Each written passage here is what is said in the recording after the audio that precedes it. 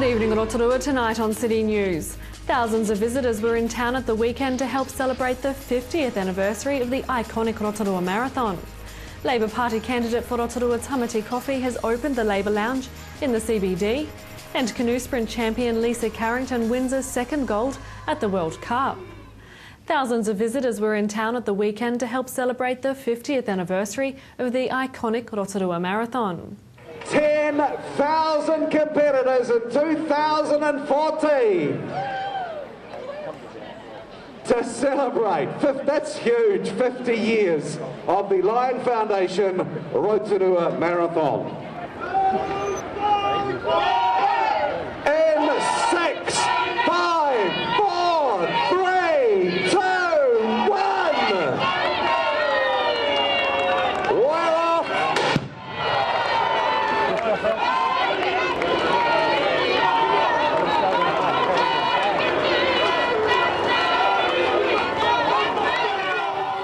Organisers report it was the biggest turnout in the 50-year history of the marathon, injecting $15 million in the economy.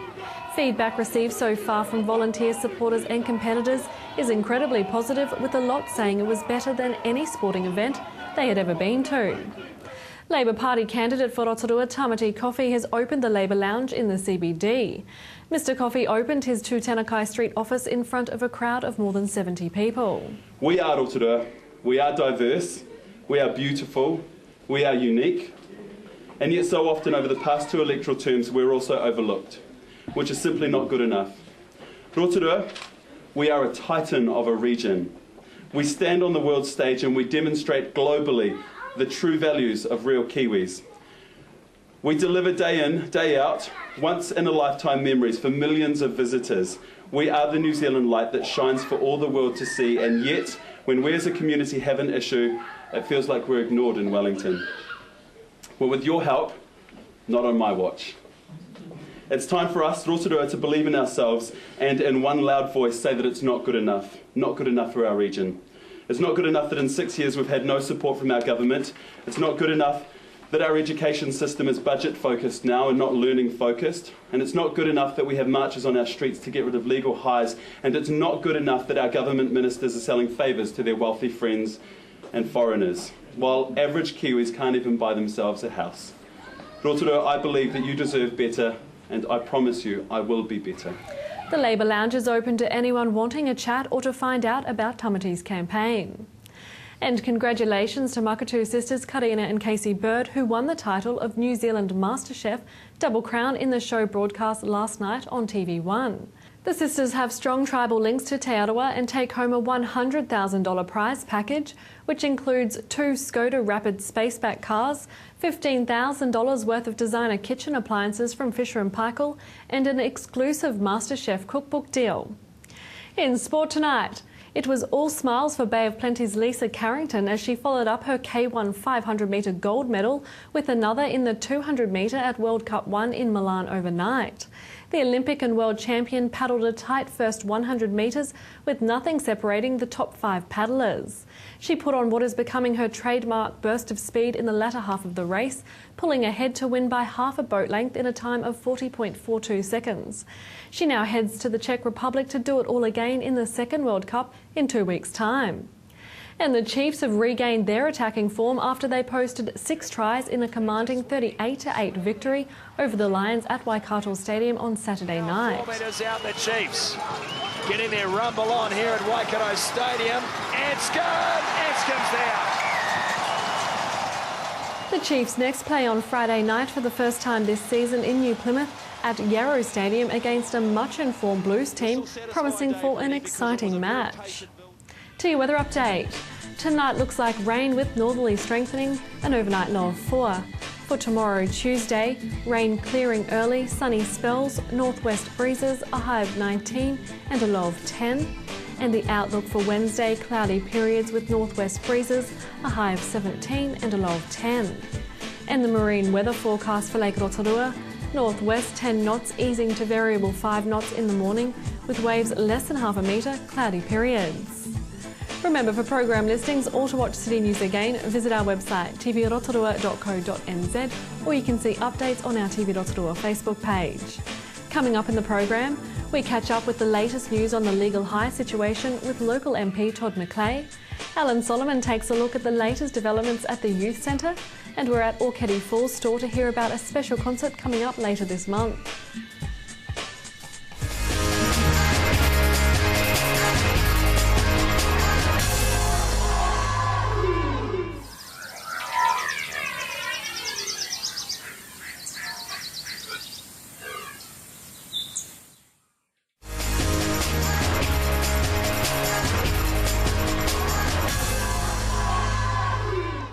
Short days, long nights, bonfires and live music. A perfect mix for the Strong Beer Festival that's going to be held out here at Orchidee Falls store. I'm going to be talking with the manager Sarah All, and then I'm going to be catching up with Michael Barker, who is the drummer of the Swamp Thing band that is based here in Rotorua, and we're going to be chatting about their live album recording out here at Orchidee Falls. Hi Sarah, thanks for joining us today on City News. Now last year you had your very first Strong Beer Festival, and again, you're running it this year. So before we talk about this year, let's talk about last year a little bit. How successful was it? It was great. It was really good. It was on Queen's birthday weekend last year, and we decided to put that together as part of a German tradition over the winter. And the days are short and the nights are long, so we put some music on over the Queen's birthday weekend and made a menu up of strong beers from overseas and around New Zealand, and it was received really well. Yeah. Wow, cool. So obviously your clients or your patrons that come in had a good time? Oh yeah, for sure. And it's a long weekend. Rotorua's busy. We've got a lot of Aucklanders in town, out-of-towners, and they're wanting something to do. So it's a really nice, relaxed atmosphere, and kind of fun all at the same time. Now there's plenty of different beer traditions and beer festivals around the world. Why choose a German strong beer festival? Well, we've got the German Beer Garden, and we have our annual festival in October, and that's very, very popular. So we decided to go with that theme, and in the middle of the year, the monks from Germany since the 1600s have been celebrating strong beer, and it's to get them through the 40 days of Lent. So we thought, well, that's just perfect. Yeah, we've got a public holiday and we too can celebrate. So the monks fast and drink beer at the same time? To get them through it. Perfect. It's an oxymoron, really, isn't it? Whenabouts is the Strong Beer Festival this year? Well, again, this year it's on Queen's birthday weekend, and on Saturday night we have Swamp Thing playing to help us celebrate. So they are here, they're doing a special live recording, both for a LP, a record, and for a video, for DVD. I'm showing my age, eh? That's right. Video. So they're doing a live recording, and then on Sunday afternoon we've got Tom Batchelor, who's coming to play in the afternoon. Now, he was on X Factor, wasn't it? He was. I think he was the runner-up of X Factor, actually. Yeah. So if people wanting to come along, do they need to get tickets? They do for Swamp Thing, yes, but Sunday is on us, so come out both nights. And one of the big things about here at TV Rotorua, it's about family safe viewing. If someone does come out here and have a few drinks, how do they get home? Well, we're going to probably organise some transport, especially on the big night with Swamp Thing.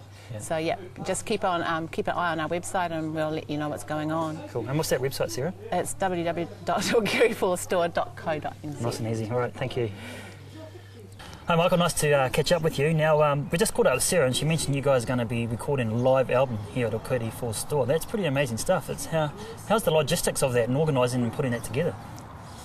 It's a bit of planning, and there's two aspects to it. There's the live visual side of it, and then there's the audio side of it. So the audio side of it I've got a pretty good handle on, but the visual stuff is being recorded by a young filmmaker and his crew, and so they'll take care of the visual aspects, and we have a lighting person, and my wife is sort of dressing the stage and the marquee. Cool. And so it's it's neat to come here and record it, because this was the location that we did our first gig at. So, and that was a little over, about 3 years now. Have you done something like this before? I've done, not where I'm running it. Like I've done live DVDs with other artists that I've worked with and for, but this is my own band and it's kind of special. And So you're pretty excited then? Yeah, I am very excited. We've had a lot of requests from people who come to our shows, and they'd like to have a live album, and some live footage. So that's why we're doing it. Now, obviously, doing it outside, there's going to have to be some challenges that you'd face that you wouldn't get inside a studio. So, what sort of things have come up? Well, the first thing would be the weather, so we're putting a marquee up and doing it under a marquee. And sound-wise, recording outside, provided it doesn't rain, and having other extraneous noises occurring, it should be fine. Recording outside is quite good. Yeah. Yeah. But there'd be less traffic noise. Well, let's hope so, because you can hear a few trucks going past now. That'll probably ruin the night, wouldn't it? Well, you won't hear it over the top of us, because we're quite a loud band. Yeah. Now, Sarah told us where we can get tickets, but how much are they? Tickets are relatively inexpensive. They're $10 for students, pensioners, and anyone under the age of 18, and $15 for everybody else. And you can get them at the store here, or the Library Cafe, or from Swamp Thing Facebook page. Cool. Now, it's obviously going to be a good night. Are you expecting to have a sellout crowd? Yes. Yeah, it'll sell out. Yeah. Cool. Well, best of luck for that, Michael, and I'm definitely going to come out, so we'll see you then. Yeah, cool. Cheers, mate. Thanks, awesome. Alan. And the Two for the Show concert is on at the Orchidee Falls store on Saturday the 31st of May. Don't forget, if you have any news to share with us, give the station a call on 07 3488 984, or you can email news@tvrotorua.co.nz. And to watch the show again, visit our website tvrotorua.co.nz. Thanks for watching tonight. For all the team at City News, Paul Maria.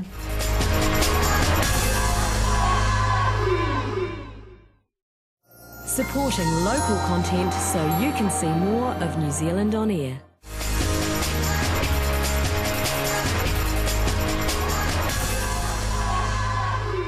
Well, City News recently covered a protest march here in Rotorua with regard to the sale and ultimate banning, really, of legal highs, the synthetic ones we're talking about, of course. But there has been some significant progress at a government level, and who better to talk to about something? You were actually on that protest march, so something that's obviously dear to your heart in terms of our overall society in New Zealand, but also here in Rotorua. So where are we at today with regard to the government stand on it? Well, that's right, Wayne. The so-called legal highs, and I don't like that name because when you call them legal highs, it sounds like they're okay, and I'm not sure that they are. So these psychoactive substances, the government has announced that we're going to put some more legislation through Parliament under urgency to take away the temporary licences for the 41 remaining products, and that will happen over the next week as soon as Parliament's back. A year ago, Parliament passed legislation, 119 votes in favour, only one against, to reduce harm. Now, at the time, a lot of people thought it was about a ban, but Wayne, nowhere in the world has been able to effectively ban these products, because every time we banned one previously, and we banned 40 of them. The manufacturers would create new ones or change them slightly, and hundreds more came to the market. So since the legislation came into effect, and I was the minister at the time responsible for this, I'd been a minister for 2 weeks, we've gone from 2,000 or 3,000 stores around New Zealand to just 150. In Rotorua, there were 20 to 30 shops selling, some dairies near schools and in residential areas. We've gone to just 4. And there were 200 or 300 products, and today, with temporary licences, there are only 41.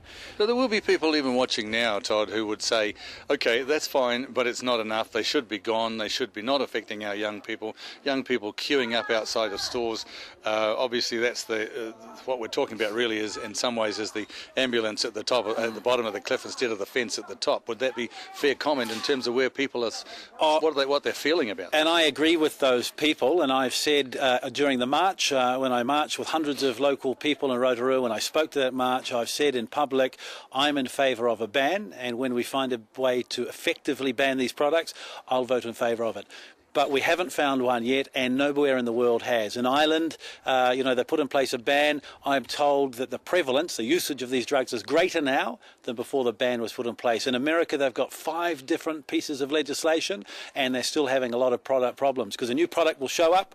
It's not described as the old one was, the old products that they banned were, and then they have to go through that process again. So what we've done here with the legislation is turned it around. Rather than the government having to find these products, test them, prove they're harmful and ban them. We've said if you want to sell one of these products in New Zealand, you, the importer or manufacturer, must prove low risk of harm. So they've got to do the proving. At your cost. And it will take maybe 2 years and will cost more than $1 million. So and we're saying that if you haven't done that, you can't sell a product without a licence, you will be breaking the law. And already people are being arrested and prosecuted. What the government's just announced is part of the process of getting all the rules in place. An assessment was made of all products. There were about 50 products where there wasn't any evidence of harm. Almost a year later, I think we've found that there is much more known and that harm is being shown, and therefore the appropriate thing is Parliament joins together and gets rid of those last 41. So 2 weeks from now, as long as there's no hiccup in Parliament, these 41 remaining products that the people of Rotorua are worried about will be gone from the shelves. I made a commitment on that march that with all the things we put in place, those products would be gone and those shops would be closed down. Parliament's got one more vote. I will be casting my vote to get rid of these products. I'm delivering on that commitment to the people I marched beside. One of the things also, I guess, that people were a little bit dubious about was the fact that if it was a total ban, there would be an instant panic buying, stockpiling, etc. There's a real danger of that in some ways, but your comments on that? Yeah, that's right. So the announcement was made on a Sunday night. It was probably the government's preference to announce it just before we did the legislation. But look, it's election year in politics. A couple of other parties decided to sort of try and get ahead of the game. I guess that's the way it works. So there is a chance that some people may stockpile. But Wayne, listen, we've got to focus on the big picture here. These products will be gone. If they have been causing harm, they would continue to. My advice to anybody that's worried is get in touch with your doctor, ring the DHB. I set up a psychoactive substance helpline that people will get assistance and help. You know, I think these products are harming to the degree we don't know. The only product that will be available in New Zealand in the future is one where all the tests have been done at the cost of the manufacturer and it's proven that it won't harm people. Until that day, there will be no products left for sale in New Zealand. I welcome that. Sure. Appreciate your time. Thanks.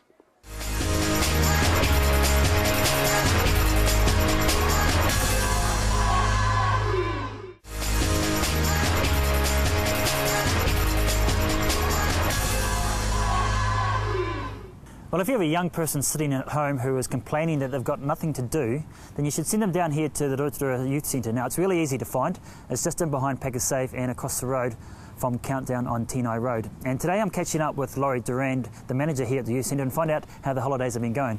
Well, Laurie, good to catch up with you again. Now, we're almost at the end of the school holidays here in Rotorua, but you guys have been pretty busy down here, I hear. Oh, yep. A few young people have been through with our programs over the last couple of weeks. And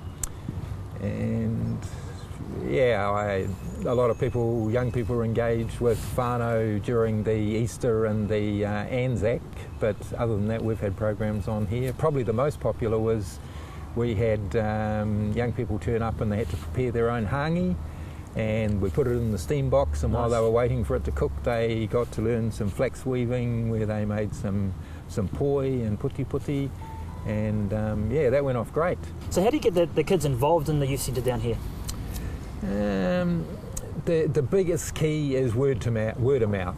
If young people are here and they're having a good time and they let their mates know that there's activities on, but that's probably one of the hardest things we face, Alan, is there's so many media out there and young people not necessarily reading the paper.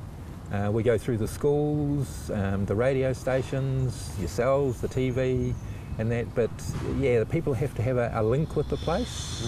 They have to know someone who's coming here, and they'll tell their mates. And so, like you said, yeah, it's all word of mouth. Yeah, that's the best one. You've also had some staff changes as well, Laurie. Sure. Michelle's now doing the day shift, so she's flat out at the moment getting ready for the second term programs. And Jerome, a lot of young people in town will know Jerome. He's been a volunteer at the youth centre here for years.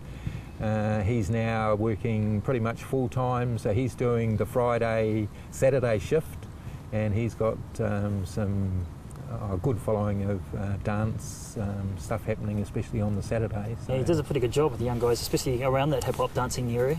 Yeah, and I think it's important that as a youth centre we role model what we're on about, so offering a job opportunity to Jerome is really much part of our kaupapa in terms of, you know, he's proved himself, so we've got to give him a break. Was he involved with the mural on the back there just behind you? Yep.